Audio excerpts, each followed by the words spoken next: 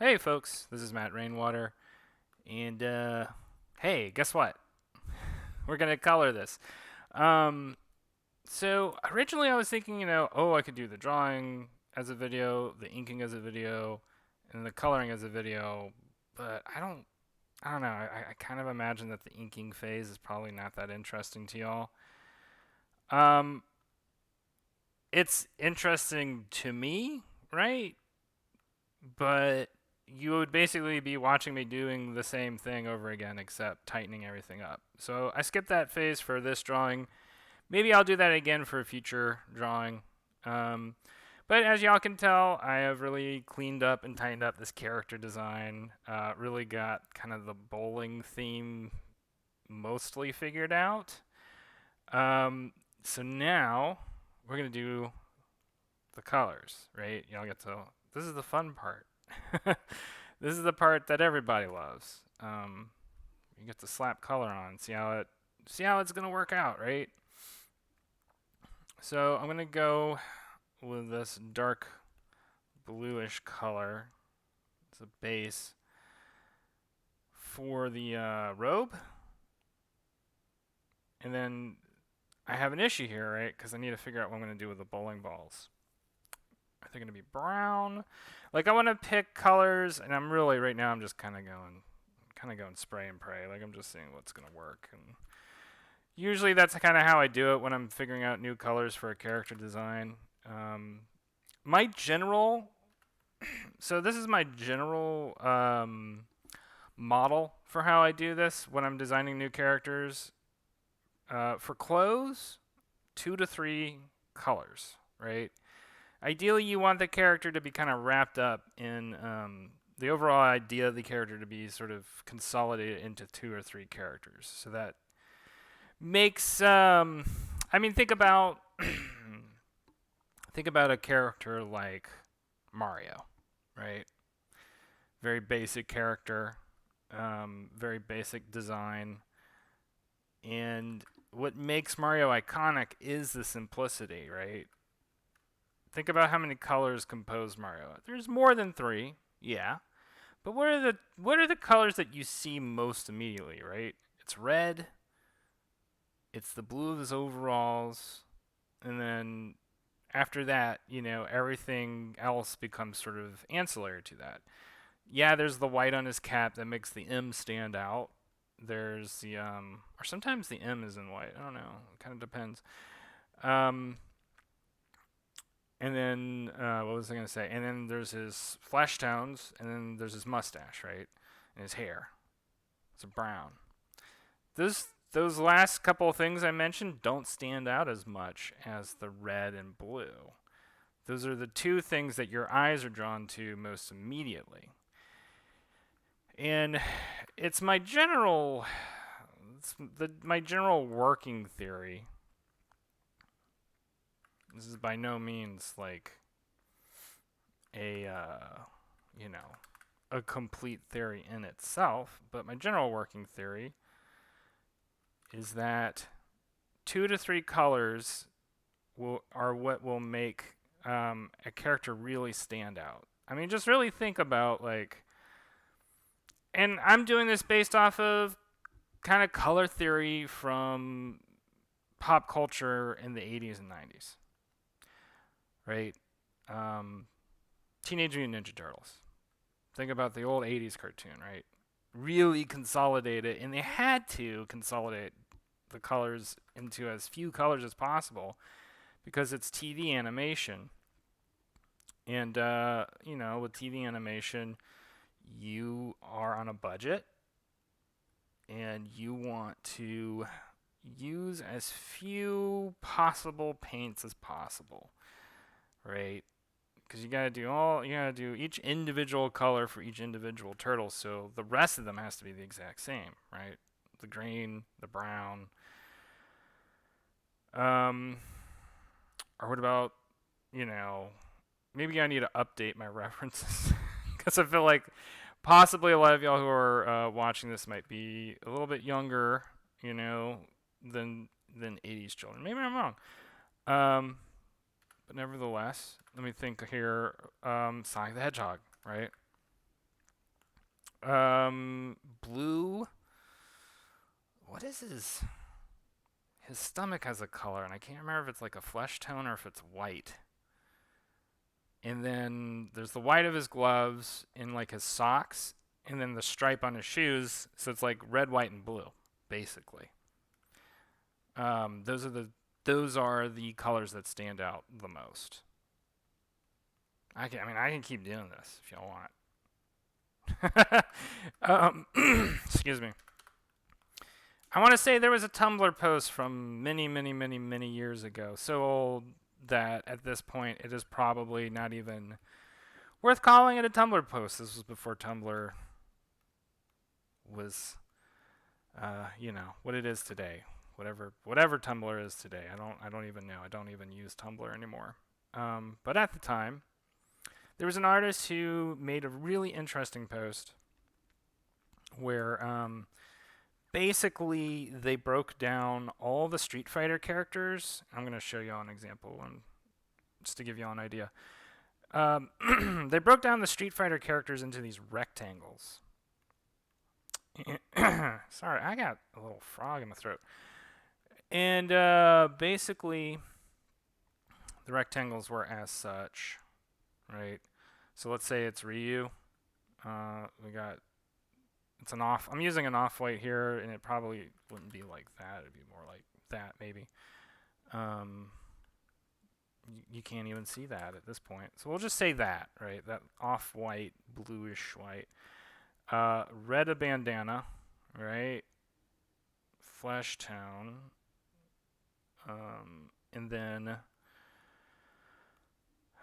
here, dark. So that's Ryu, right? And then let's say Guile. Green, yellow, flesh tone. I can't really, I don't know, his pants are like this, right?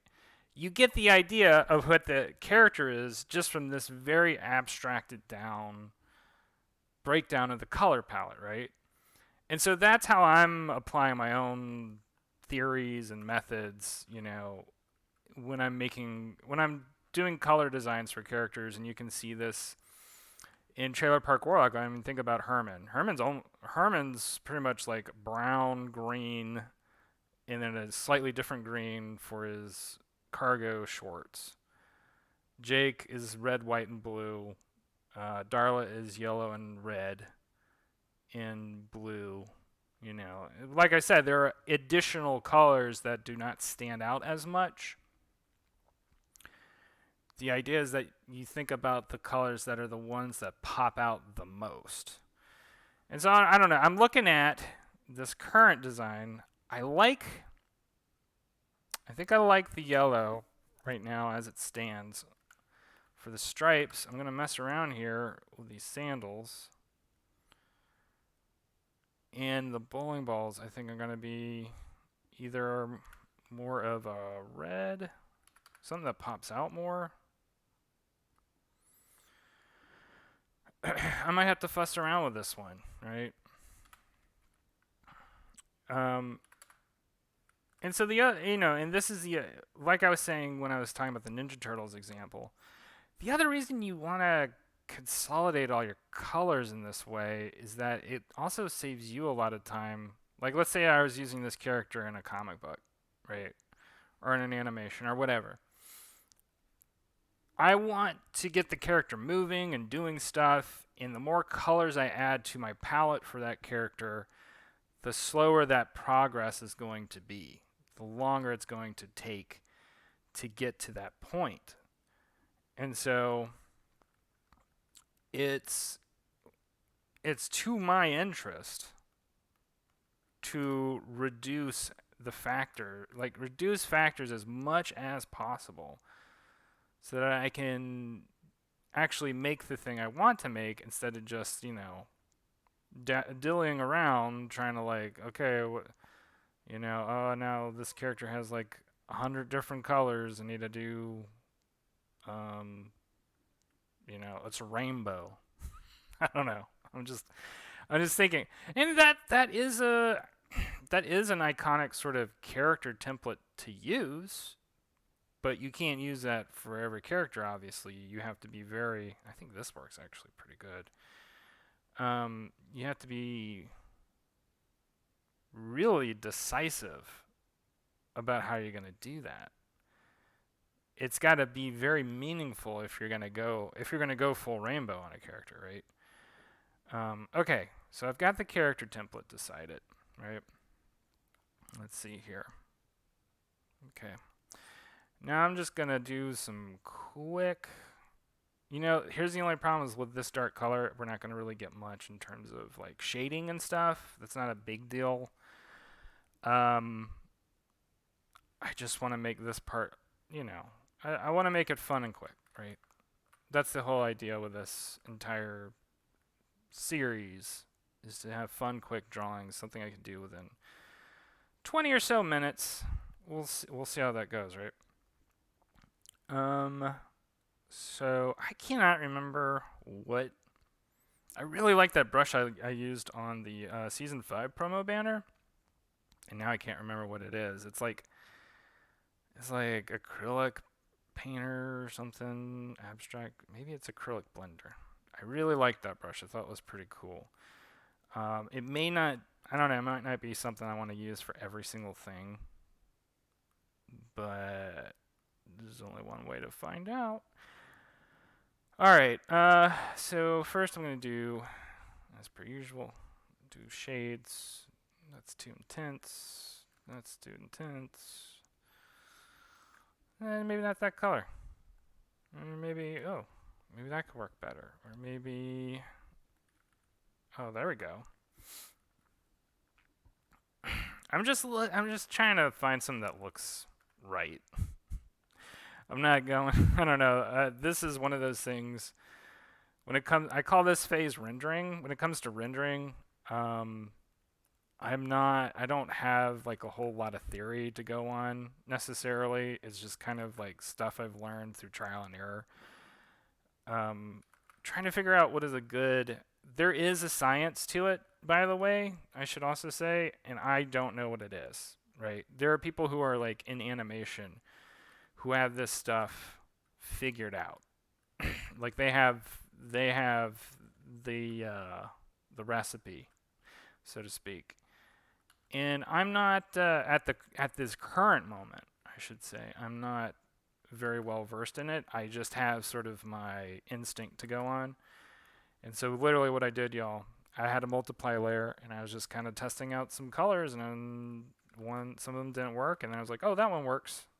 That was literally all I did just now.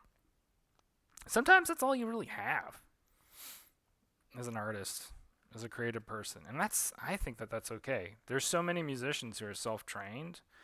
And by the way, I say this as somebody who's not a musician, just as somebody who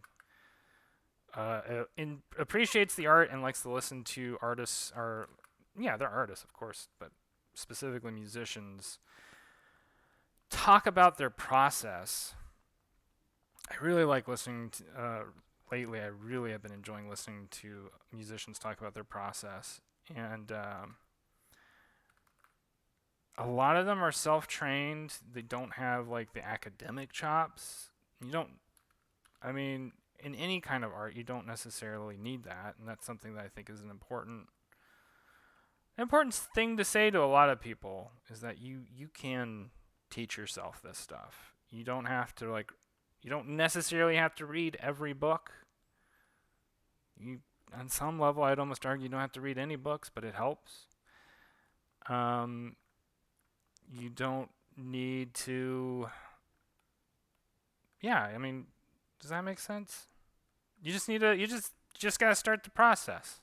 That's all. You just gotta start the process.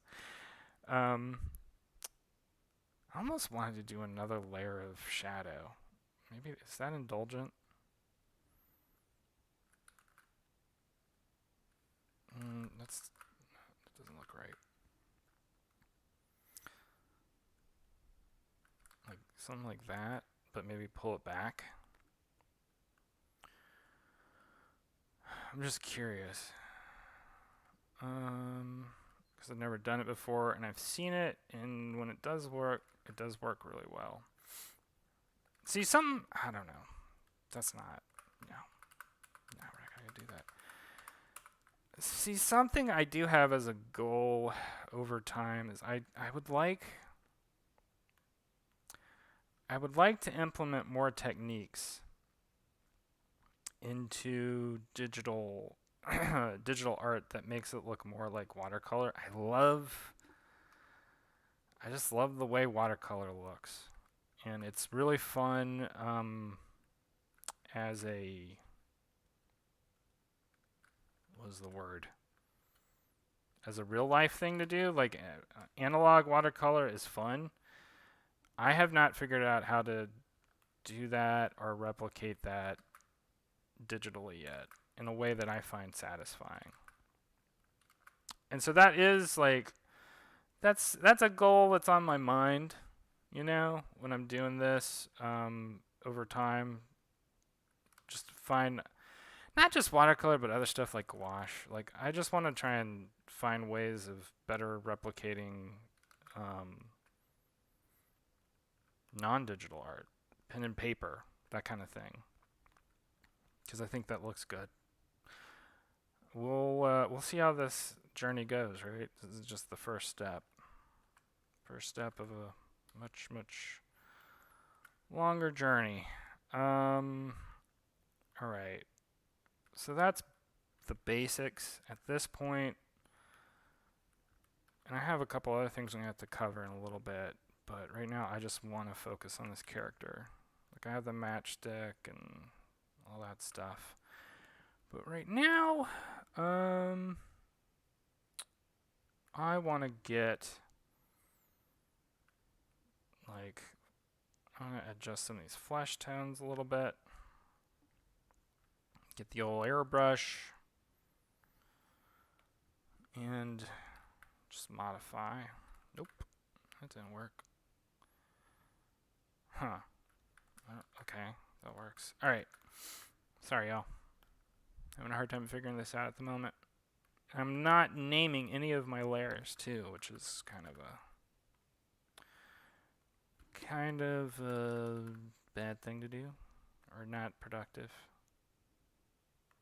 I don't know what that layer is going to be yet. I just have it. It's just a layer right now. Alright, blush.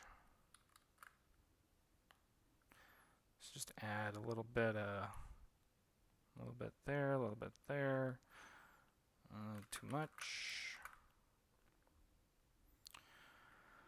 So anyway, I know y'all have heard me kind of go on a bit about color theory. If y'all have any questions regarding color theory, please feel free to ask them in the chat, in the comments for this episode. I will certainly respond to y'all as quickly as I can. I love talking about this stuff. I'm just currently getting lost in the sauce here. I'm gonna lighten up the reflective stuff here, and then I'm gonna try something in a second because I saw it on an Instagram video. I was like, oh, I want to do something like that, where I'm gonna fuss around with the colors but first, right? I want to lighten up some of this stuff here.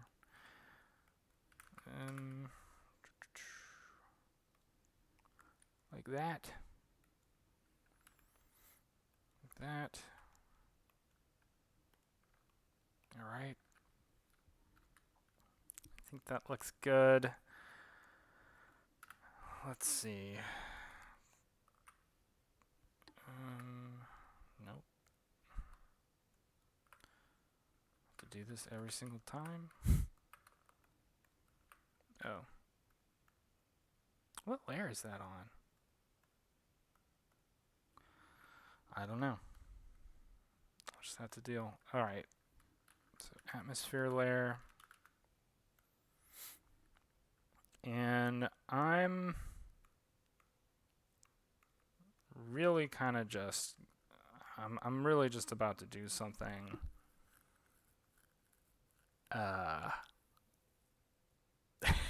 I'm just gonna mess around for a second, because I want to try something out. I need to find a watercolor brush. And this may not work. This may look horrible. I don't know what's about to happen. Okay.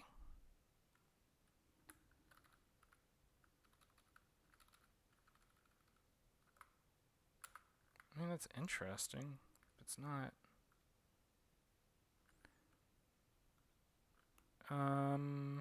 Okay. Actually, kind of like that.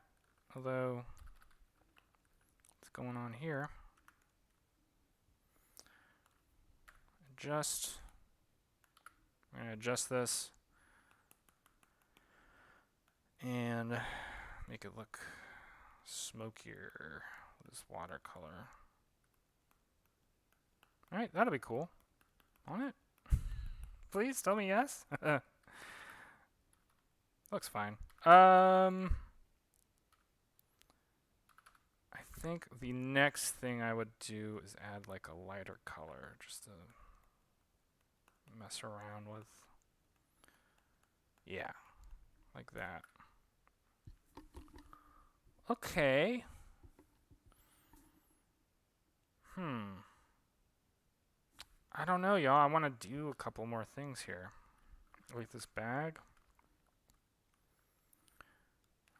This bag, I'm gonna. Ooh, that doesn't look good. That doesn't look good.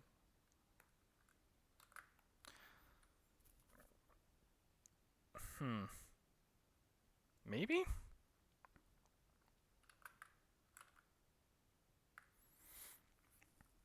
I think I can live with that. And then I kind of want to put some weird texture on the bowling balls. Like darker texture. I can find my brain my brain stopped. I've been having that issue lately. Alright. Kind of just adding little stipply things to the bowling balls. Like that. Okay. Alright, I'm going to do one more thing here. I actually kind of like how this is going. I don't know. I feel too confident about it. I feel both too confident and too unconfident.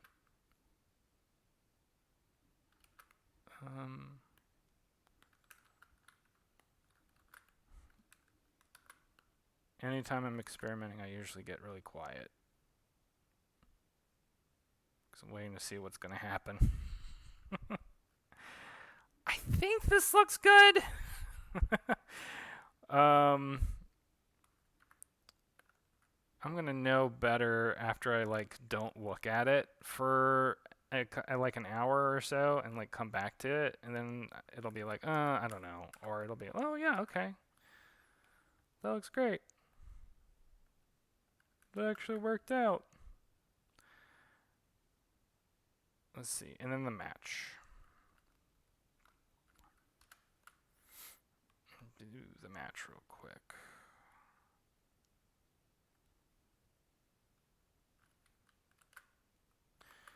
I'm just doing like a quick glow, and then add some droplet stuff. Yeah, I should do it like this. This is the droplet airbrush has become one of my favorite tools. It's just a really quick and easy way to add some interesting texture. And it has multiple uses. That's too much. You can use it to make stars. You can use it to make like grittiness and dirt. You can use it for like action stuff. I really like it. I'm actually probably going to use this right here for this smoke too. Maybe that doesn't. Oh no, it kind of does. All right. It's so subtle. I don't even think it's going to matter, but whatever. Yeah, I love that. It just adds little. You just add little things with it. Anyway, I'm gonna call that done for right now. I'm probably gonna have to adjust this and mess around with it some more, but I like the palette. It might be a little too much on the red end of things. Not sure. I think the things that might confuse it the most is just all the little fussing around I did. I'm doing something kind of weird with the line art too, where it's not black. It's like this brownish color, so it's a little different. Just trying different things, you know, seeing what sticks, what doesn't stick. Anyway, I'm probably okay. I kind of want to do one more thing. No, I'm not gonna do it. I'm just gonna leave it as is. We're done, right? Like maybe I can add a shadow. Um.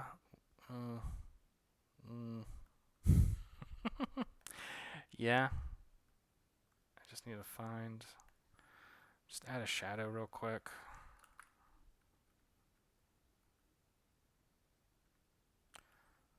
Nothing complicated. Just the idea that this character is occupying a physical space. And we'll just leave it at that. Sign it real quick.